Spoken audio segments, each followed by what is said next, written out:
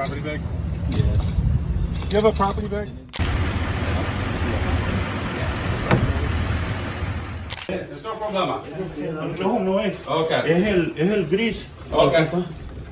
Chicago's immigrant communities are on edge tonight. Activists say ICE enforcement has spiked. Dawn raids, traffic stops, courthouse arrests, all while families wait for the federal government's promised balanced approach to public safety. The question many are asking, is this really about keeping the city safe? Or are we watching fear take over Chicago? This isn't just one or two incidents. This is a pattern. Across neighborhoods like Little Village, Pilsen, and Back of the Yards, community organizers are documenting a rise in arrests. They're reporting ICE vehicles pulling up outside schools, agents knocking on doors at sunrise, and residents disappearing from public spaces. And at the same time, federal leaders are asking Chicago to trust the process, promising that a new intervention plan will keep residents safe while respecting civil rights. But for many, the trust is gone over the past 2 weeks. Early morning raids, families in Little Village report agents arriving between 5-7 a.m., targeting specific apartments. Traffic stops, multiple incidents where ICE agents, sometimes in unmarked cars, stopped drivers, checked IDs, and made arrests on the spot. Courthouse detentions. Several immigrants appearing for routine hearings were detained immediately after their cases. Activists say this is a dragnet approach, not just targeting dangerous offenders, but sweeping up anyone without papers. ICE responded with a statement saying, "Our operations focus on individuals with final orders of removal or criminal convictions. Claims of indiscriminate arrests are inaccurate. Still, no hard numbers have been released, leaving communities guessing who is next." At a press event near Federal Plaza, immigrant rights groups gathered to call for immediate action. One organizer shouted through a megaphone, "We cannot live like this. Our kids should not wake up to boots kicking indoors." Another activist said, "This isn't safety, this is psychological warfare. People are afraid to go to school, to work, even to the grocery store." Local residents echoed those fears.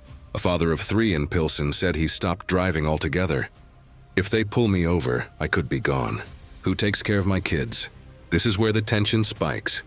Just weeks ago, federal leaders promised to deliver resources, funding for community programs, mental health services, youth jobs, along with law enforcement support. But residents say what they're seeing is enforcement first. Everything else later. Community leaders are now asking, where are those promised programs? Why are ICE arrests increasing before new protections are in place? And who is actually deciding these priorities? Chicago officials are now under pressure. Some aldermen have demanded ICE briefings to clarify exactly who is being targeted. The mayor's office issued a short statement. Chicago remains a welcoming city. "We are committed to protecting all residents and will continue to monitor federal operations closely." Governor Pritzker's office said it is seeking answers from DHS about the surge in raids, but activists say that's not enough. They want legal challenges, public data, and guarantees that Chicago's sanctuary policies are not being violated. This is not the first time Chicago has faced federal crackdowns. During the Trump administration, Operation Legend sent hundreds of federal agents into the city, sparking protests and lawsuits. Even earlier in 2019, ICE raids targeted Chicago workplaces in one of the largest immigration enforcement actions in Illinois history. Each time, the result was the same: fear in immigrant neighborhoods, decreased cooperation with police, and rising tension between City Hall and Washington. The human cost is already clear. Schools, teachers report students missing class for days at a time. Businesses, restaurant owners say their workers are disappearing. Mental health. Clinics are reporting spikes in stress and anxiety cases. One community center director explained, "It's like we're living under curfew. People only come out if they absolutely have to. And even then, they're looking over their shoulders. Legal groups are preparing to file FOIA requests to force ICE to release arrest numbers. Immigration attorneys warn that some of these arrests may be violating due process, especially if they involve people with ongoing asylum cases. Policy experts say Chicago could see mass protests if transparency doesn't improve soon. When people feel unheard, they take to the streets, one expert said. We could be looking at the largest immigration rights demonstrations since 2018. For now, Chicago is waiting for federal clarity, waiting for the balance between safety and freedom that was promised.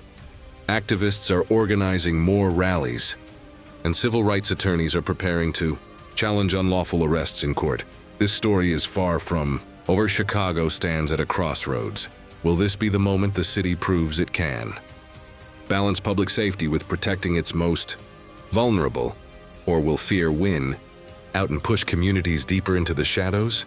Drop your thoughts in the comments below. We read every single one. And don't forget to subscribe to Chicago Loop News so you don't miss the next update on this developing story.